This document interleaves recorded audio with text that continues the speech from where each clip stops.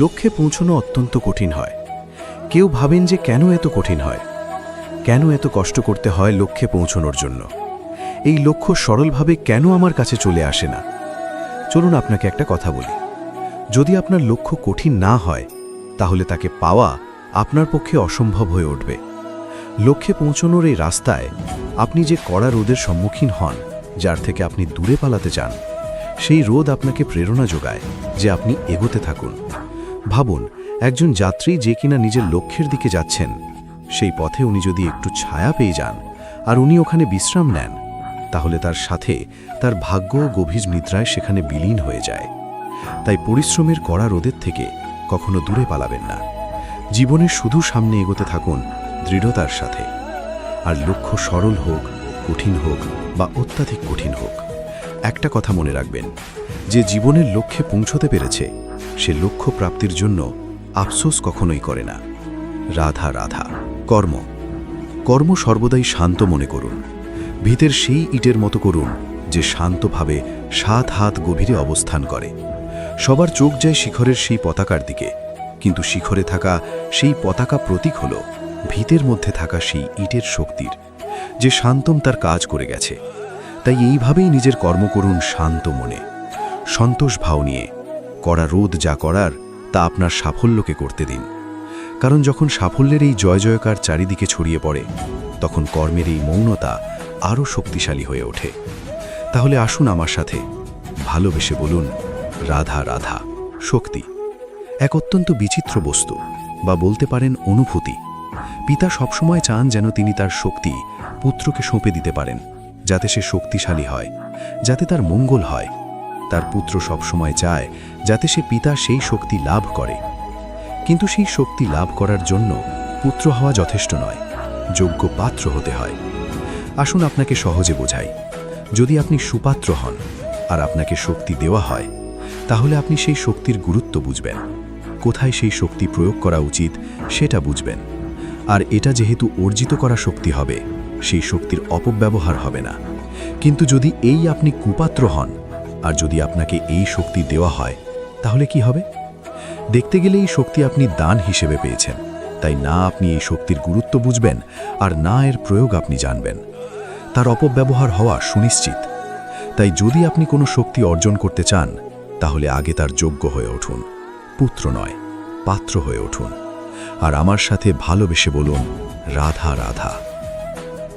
আমরা জীবনে এমন অনেক মানুষকে চিনি যারা অত্যন্ত শক্তিশালী, নিজের পরীক্ষা দিতে কখনো পিছুপা হন না, খুব কঠোর হন, আত্মপ্রত্যয়ী হয়, কিন্তু তাও তারা সাফল্য পান না। কেন? কি কারণ হতে পারে এর? লৌহ মানবের মতো ব্যক্তিত্বের অধিকারী হওয়া সত্ত্বেও তারা সফলতা কেন লাভ করেন না? এবার এটার উত্তর তাদের ব্যক্তিত্বের মধ্যেই লুকিয়ে রয়েছে। লৌহ মানব, লোহা। আপনি কখনো লোহাকে দেখে থাকবেন, অত্যন্ত শক্তিশালী, অত্যন্ত কঠিন, কিন্তু শুধু তখনই যখন সেটা শান্ত থাকে, শীতল থাকে। তাকে উত্তপ্ত করুন, তার কঠিন থাকবে না। তার উপরে এক আঘাত করুন আর তার আকৃতি বদলে যাবে। ঠিক বুঝলেন? যদি আপনিও জীবনে নিজের শক্তি দিয়ে, নিজের নিরন্তর প্রচেষ্টা দিয়ে বড় কিছু করতে চান, তাহলে সর্বপ্রথম একে শান্ত করে রাখুন, একে শীতল করে রাখুন। জীবনে যা পেয়েছেন তাতেই সন্তুষ্টি পেতে শিখুন। এই ক্রোধের তাপে নিজেকে বদলাবেন না। চিনতে শিখুন সেই চিন্তাগুলো যা ক্রোধ বাড়িয়ে দেয়, আর সেগুলোকে শেষ করে দিন, নয়তো সেই রাগ আপনার পতন অবশ্যই ঘটাবে। রাধা রাধা। মানুষ বলেন প্রেমে অনেক শক্তি আছে, আর এটা সত্যিও বটে। প্রেমে এতটাই শক্তি থাকে যে শত্রুতার বড় বড় স্তম্ভকেও এত সহজে ফেলে দিতে পারে। কিন্তু আপনি দেখে থাকবেন, যারা অধিক শক্তিশালী হন তারা 2 ধার সম্পন্ন তরোয়ালের মতো হন। কারণ এই প্রেম যদি আচরণে থাকে, মনে থাকে, বিচার বুদ্ধিতে থাকে, তাহলে তা শুভ হয়। এই প্রেম সৃজন করে। কিন্তু প্রেম যদি ব্যবসার অঙ্গ হয়, যদি এই প্রেমের ব্যবহার নিজের স্বার্থ, নিজের অহংকারের জন্য করা হয়, তাহলে তার সংসারের বিনাশ ঘটাতে পারে। রাধা প্রেমের ব্যবহার করেছে সাম্যের কারণে, আর শ্যাম সেই প্রেমের ব্যবহার করেছে নিজের অহংকার, নিজের স্বার্থ সিদ্ধির জন্য। শেষ পর্যন্ত ক্ষতি সাম্যের হল না, হলো প্রেমের। তাই মনের মধ্যে প্রেমভাব অবশ্যই রাখুন, নিজের আচরণেও প্রেমভাব বজায় রাখুন, কিন্তু সতর্কও থাকবেন আপনার এই প্রেম একে নিয়ে কেউ ব্যবসা না করে ফেলুন। আসুন আর এই ভালোবাসার সাথেই বলুন, রাধা রাধা। আমরা মনে করি অন্যের উপকার করা, কারোর ভালো করা, কাউকে সাহায্য করা, সেবা করা, দান করা, সুখে দুঃখে কারো সাথে থাকা, এ হলো আমাদের জীবনের সবথেকে বড় কর্তব্য। এটাই আসল কর্তব্য। কিন্তু এটা কি সত্যি? না। কর্তব্যের জন্য অনেক সময় মানুষকে অনেক যন্ত্রণা ভোগ করতে হয়। এমন কিছু কর্তব্য থাকে যা পালনের জন্য মানুষকে এমন কিছু পথ দিয়ে যেতে হয় যেখানে কাঁটা আছে, দুঃখ আছে, যন্ত্রণা আছে, বিপদ আছে। সেটা পার করে তবেও নিজের কর্তব্যকে পূর্ণ করতে পারে। অন্যের উপকার করা, ভালো কাজ করা, কাউকে সাহায্য করা, দান করা, সেবা করা, সুখে দুঃখে সঙ্গ দেওয়া, এটা কর্তব্য নয়, এটা হলো আনন্দ। কারণ এতেই আপনারই জীবন আরও সুখময় হবে, আপনি আরও সুখ পাবেন, আপনার স্বাস্থ্য আরও ভালো হবে, আপনি জীবনে আরও ভালো ভালো মানুষ পাবেন। আর সবথেকে বেশি যদি এ কিছু বাড়িয়ে তোলে, তাহলে তা হলো প্রেম। তাহলে একে কর্তব্য মনে করবেন না, এ হলো শুধুই সেই পথ যাতে অগ্রসর হয়ে আপনি নিজের জীবন অত্যন্ত সুখময় করে তুলতে পারবেন। তাহলে আপনি এটাই করুন আর আমার সাথে ভালোবেসে বলুন, রাধা রাধা। কখনো কখনো আমরা কোনো কাজ আরম্ভ করার বিষয়ে ভাবি, তারপর আরও ভাবি, তারপর আরও ভাবি আর ভাবতেই থাকি। দেখুন, এটা কোনো অন্যায় নয় যে আমরা কোনো কাজ আরম্ভ করার পূর্বে তার বিষয়ে ভাবনা চিন্তা করছি, সেটা বোঝার চেষ্টা করছি, ঠিক আছে। কিন্তু সম্পূর্ণ সময় এই চিন্তায় ব্যর্থ করা উচিত নয়। যদি আপনি বেশি সময় লাগিয়ে ফেলেন, তাহলে সময় আপনার ওপর অবশ্যই রুষ্ট হবে। আর কেনই বা হবে না? আপনি সময় নষ্ট করছেন, আর সেটা উচিত নয়। দেখুন, নিশ্চিতভাবে ভাবনা চিন্তা করুন, বিবেচনা করুন, পূর্ণরূপে করুন, কিন্তু এটাও মনে রাখবেন যে উচিত সময়ের মধ্যে আপনাকে কর্ম আরম্ভ করতেই হবে। যদি ভাবতেই থাকেন, তাহলে কর্ম আরম্ভ করতে পারবেন না। আর এই সময় অত্যন্ত বলশালী।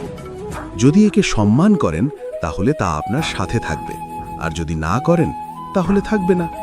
আসুন, সময়কে সম্মান করুন আর আমার সাথে ভালোবেসে বলুন, রাধা রাধা।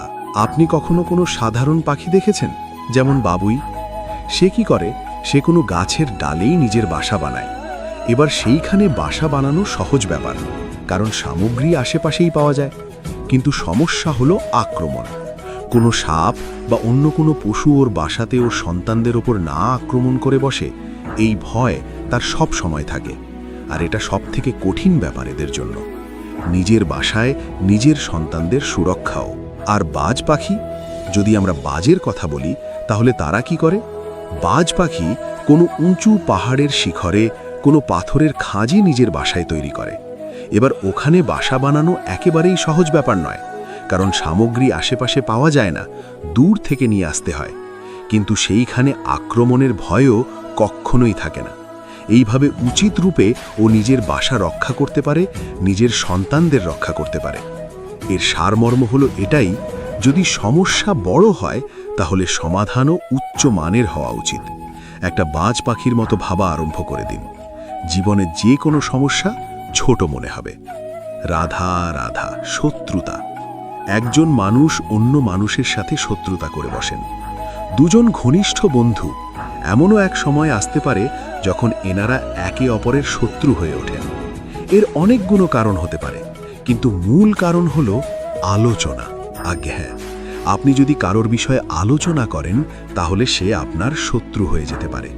এবার মনে একটা প্রশ্ন আসতে পারে যে এটা কিভাবে সম্ভব হতে পারে? আলোচনা, এটা তো অত্যন্ত জরুরি। যদি আমি নিজের বন্ধুর খারাপ কাজের বিষয়ে আলোচনাই না করি, তাহলে সে শুধরবে কি করে? এ কথা সত্যি যে আলোচনা আবশ্যক, কিন্তু তার থেকেও বেশি গুরুত্বপূর্ণ এবং আবশ্যক হলো আপনার এই সিদ্ধান্ত। সিদ্ধান্ত এটাই যে আপনার এই আলোচনা কোন স্থানে করবেন। যদি এটা সবার সামনে করবেন ভাবেন, তাহলে তা অপমানও হয়ে যেতে পারে। যদি এটা আলাদাভাবে করেন, তাহলে তা পরামর্শ হয়ে যায়। অপমান কেউ স্বীকার করতে পারেন না, কিন্তু পরামর্শ সকলের ভালো লাগে।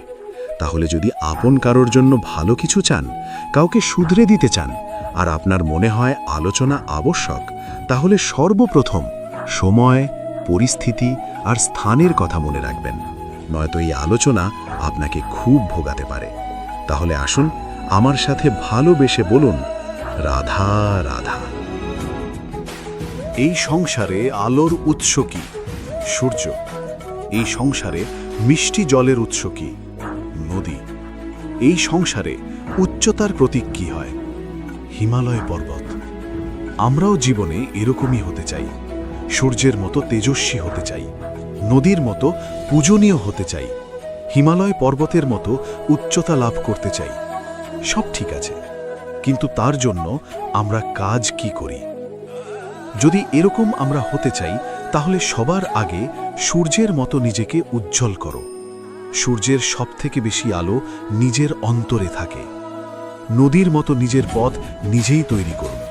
পাথরের সাথে ধাক্কা খাওয়ার পরেও থেমে না যাওয়া শিখুন। হিমালয় পর্বতের মতো উচ্চতা লাভ করতে হলে সেটার মতো অটল থাকতে শিখুন। একটা কথা অবশ্যই মনে রাখবেন, নিজেকে জ্বালাবেন, তবেই সংসারকে আলোকিত করতে পারবে। রাধা রাধা।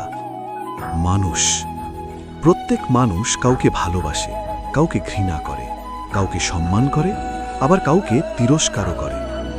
মানুষ সব কিছু হতে পারে, সুস্থও হতে পারে, রোগীও হতে পারে, ধনীও হতে পারে, নির্ধনও হতে পারে, বন্ধুও হতে পারে, আবার শত্রুও হতে পারে। যদি কিছু না হতে পারে, তা হল অস্পৃশ্য, অছুত। ভগবানের কাছে সবথেকে বড় পাপ এই যে মানব শরীর, তা ঈশ্বর প্রদত্ত, তা তার মন্দির। প্রত্যেক শরীরে ব্রহ্মদেব বাস করেন, তাই শরীরের অপমান করা, সেটা ছোঁয়া থেকে দূরে থাকা, এটা কখনো করবেন না। এই জীবনে ছুত অছুত কখনো বিচার করবেন না। পরমেশ্বর যা দিয়েছেন তার সম্মান করতে শিখুন। আর আসুন আমার সাথে ভালোবেসে বলুন, রাধা রাধা। আমরা সবাই কিছু না কিছু পড়েছি, কিছু না কিছু শিখেছি, কিন্তু এটা শুধুমাত্র জ্ঞানের প্রারম্ভ। আমাদের চেতনা কোথা থেকে জাগ্রত হয় এটা জানা সত্ত্বেও আমরা বুঝতে পারি না। তাহলে আসুন আমরা আরও একবার শিখে নিই জ্ঞানের আকার। ব্যঞ্জনবর্ণ শুরু হয় ক দিয়ে। ক দিয়ে কোকিল। এটা পড়তে পড়তে আমরা শব্দ রচনা করতে শিখি, আর তারপর বাকি সব কিছু। কিন্তু আপনি কি কখনো ভেবে দেখেছেন যে এটা ক দিয়েই কেন শুরু হয়, অন্য কোনো অক্ষর দিয়ে নয় কেন? কারণ এই ক থেকেই উৎপত্তি হয় করুণার। করুণা যা সবথেকে গুরুত্বপূর্ণ অনুভূতি। এই করুণার জন্যই আপনি যে কোনো মানুষ বা যে কোনো জীবের মনের ভাব, তার সমস্যা, তার কষ্ট বুঝতে পারবেন। এই করুণাই প্রেমকে জন্ম দেয়। এই করুণাই আমাদের বিবেককে জাগিয়ে তোলে। তাই ক দিয়ে করুণা যদি আপনি শিখে যান, তাহলে জ্ঞান দিয়ে জ্ঞানী হতে অধিক সময় কখনোই লাগবে না। রাধা রাধা। এই কলসিটা দেখছেন আপনারা? এতে জল রাখা হয়, জল যাতে শুদ্ধ থাকে, শীতল থাকে, জল যা তৃষ্ণা মেটায়। কিন্তু ভাবুন, যদি এই কলসির মাটি ঠিক না হয়, যদি একে ঠিক মতন মাখা না হয়, আকার দিয়ে একে ঠিক করে আগুনে যদি পোড়ানো না হয়, তাহলে কি হবে? মনের সাথে ঠিক এটাই হয়। কারণ যদি প্রেমেই জল হয়, তাহলে কলসি হলো মন। মনরূপী পাত্রে যদি বিশ্বাসের মাটি না থাকে, যদি সেই মাটি অশ্রুতে না ভেজানো হয়, সময়রূপী কুমোর যদি তাকে আকার না দিয়ে থাকে, আর চরম পরীক্ষার আগুনে তা পোড়ানো না হয়, তাহলে প্রেম মনে থাকতে পারে না। যদি প্রেমকে পেতে হয়, তাহলে হৃদয়কে বশ করতে হবে, আর মন থেকে বলতে হবে, রাধা রাধা। আমার চারিপাশে এই গাছপালা, এই লতাপাতা, এই পুষ্প দেখছেন আপনারা? সত্যি সুন্দর না? কারণ এইগুলি আপনারা স্বচক্ষে দেখেছেন। ঠিক এইভাবেই যখন প্রেমের কথা ওঠে, লোকে কারোর একটা মুখ স্মরণ করে নেয়, সেই নেত্র, সেই হাসি, চেরা ভুরু, ঘন কেশ। কিন্তু সত্যি এটাই কি প্রেমের অস্তিত্ব? এইগুলো সেই শরীরের অস্তিত্ব যা আমাদের চোখ দেখেছে আর আমরা মন থেকে মেনেও নিয়েছি। কিন্তু প্রেম, প্রেম সেই বায়ুর মতন যা আমরা স্বচক্ষে কেউ দেখতে পাই না, কিন্তু সেটাই আমাদের জীবন দেয়। সংসার কোনো স্ত্রীকে কুৎসিত বলতেই পারে, কারণ তারা তাকে দেহচক্ষু দিয়ে দেখেছে। অথচ সন্তান সেই মাকেই সংসারের সবথেকে সুন্দর বলে ভাবে, কারণ সে মনের চক্ষু দিয়ে দেখে। দেহচক্ষু দিয়ে কোনো কিছু দেখলে তা তুমি এমনিও চিনতে পারবে না, ঠিক যেমন রাধা আমাদের চিনতে পারবে। তাই যদি প্রেমকে সঠিক বুঝতে চাও, তাহলে মনের চোখ খোলো আর প্রেমের সাথে বলো, রাধা রাধা। ভুল স্বীকার করা, ভুল সংশোধনের সূচনা সিধামা। সংসারে এমন কজন মানুষ আছেন যারা নিজের ভুল স্বীকার করতে পারেন? মানুষ তো তাকেই ভক্তি করে যার সাথে সে প্রেম করে, কিন্তু সেই ভক্তিকেই শক্তিতে পরিণত করে আরাধ্যকে বশীভূত করতে চায়। সবাই ভুলে যায় প্রেমের অর্থ কাউকে পাওয়া নয়, তার মধ্যে হারিয়ে যাওয়া। আত্মসন্তুষ্টি নয়, আত্মার বিস্তার। ভক্তির মূল্য প্রেম। আমি তোমাকে শব্দের মাধ্যমে বুঝিয়েছি, তুমি বুঝতে পারোনি, কারণ সংসার যা শোনে তা সে ভুলে যায়, কিন্তু যা সে দেখে তা মনে রাখে। এই জন্যেই আমাকে যেতে হবে, মানুষকে বোঝাবার জন্য। ঈশ্বরের কাছে পৌঁছবার একটিই পথ, প্রেম। সব পীড়ার অন্ত হল সকল শুভর প্রারম্ভ, প্রেম। আর এ আমাদের স্বয়ং করে দেখাতে হবে। মিলন হেতু প্রেম করে। সংসারের এই রীতি প্রেমের অর্থ বোঝাবে এবার। রাধা কৃষ্ণেরই, রাধা রাধা।